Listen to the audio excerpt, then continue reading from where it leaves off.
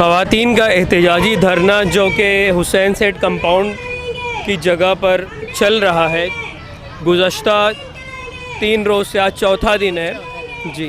तो आप कब से आ रही हैं और क्या आपके तासुरात हैं इस धरने के मुतालिक? जो दिन से धरना चालू हुआ है, शुरू धरना पहला दिन, वो दिन से आज चौथा दिन है, 4 दिन पूरा हो गया है। मैं तो ये सोची थी कि नरेंद्र मोदी साहब अच्छे दिन लाएंगे, लेकिन इतना ज़्यादा ख़राब दिन आ गया कि जब वो तलाक सलासा का किए, उसके बाद नोटबंदी के मामले से है ना, फिर उसके बाद कुछ ना कुछ NRP, CAA है ना, NRP, तो ये सब हमारा MPR, NPR, हमारा पूरा जो जमहूरियत है, यहाँ जो हक है वो हक हमारा छीनते जा रहा है। हम तो सोचे थे अच्छे दिन आएंगे, ये अच्छे दिन नहीं आए और बुरे दिन आते जा रहे हैं। मोदी जी को बोलना आप हम लोग की ओर से आए थे और हम लोग भी अच्छे ही दिन सोचकर उनके साथ खड़े हुए थे, लेकिन कुछ अच्छा दिख नहीं रहा है। आप कुर्सी से उतर जाएं, जैसा कि अभी एक इस्तीफ़ा, जैसे हम इस्तीफ़ा दे दिया आपको, आप भी इस्तीफ़ा दे दें और बहुत शुक्रिया उनका होएगा। नहीं तो हम लोग हैं ना तो धरने बैठे, ये तो प्राइवेट जगह है, किसी के बाप की तो है नहीं। हम यहाँ पे अगर तुम मना भी करेंगे तो हम बैठेंगे, चाहे इसमें जान जाए, है ना, जेल जाना पड़े, गोली मारेंगे, जो भी करेंगे मोदी साहब हम तैयार है, क्योंकि हम उनके अच्छे काम के वास्ते हम खड़े हुए थे।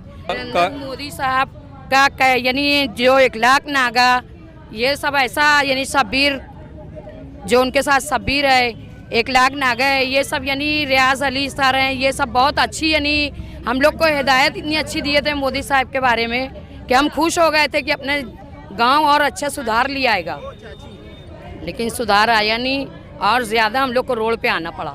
और ये तलाक सलासा, नोटबंदी, ये सब परेशानी सिर्फ मुसलमान को ज़्यादा आई है। तो कोई और दूसरे इलेक्शन अभी लड़ी है मैं, फिलहाल इसके अव्वल है ना, तो हर लोग के साथ हिमायत करती थी।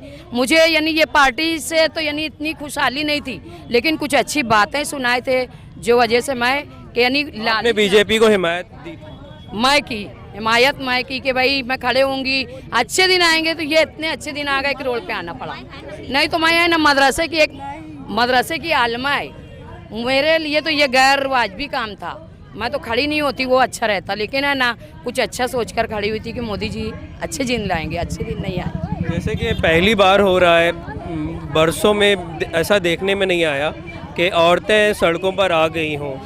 और बाबरी मस्जिद का मामला भी बहुत बड़ा मामला था, लेकिन उस वक्त भी ऐसा कोई मामला नहीं हुआ कि औरतें रोड पर आ गई हों। लेकिन अब क्यों रोड पर आ गई हैं? गाँव के हालात देखकर, हर जगह के हालात, जैसे आसाम में है, इधर उधर है, NRC की वजह से सब बस हमारे बाप दादा का मांगते हैं। अब जो ससुर है उनका तो सैलाब में बह गया, अब मेरे घर वाले के तो बाप का भी तो नहीं है, अब मैं कहाँ जाऊंगी लाने ये सब पूरा कागजात। तो मोदी साहब को बोलना ये सब बंद करो, हमारे को हमारा हक दे दो, हक छीनो मत, आज़ादी चाहिए, आज़ाद गांव में आज़ादी मांगते हैं।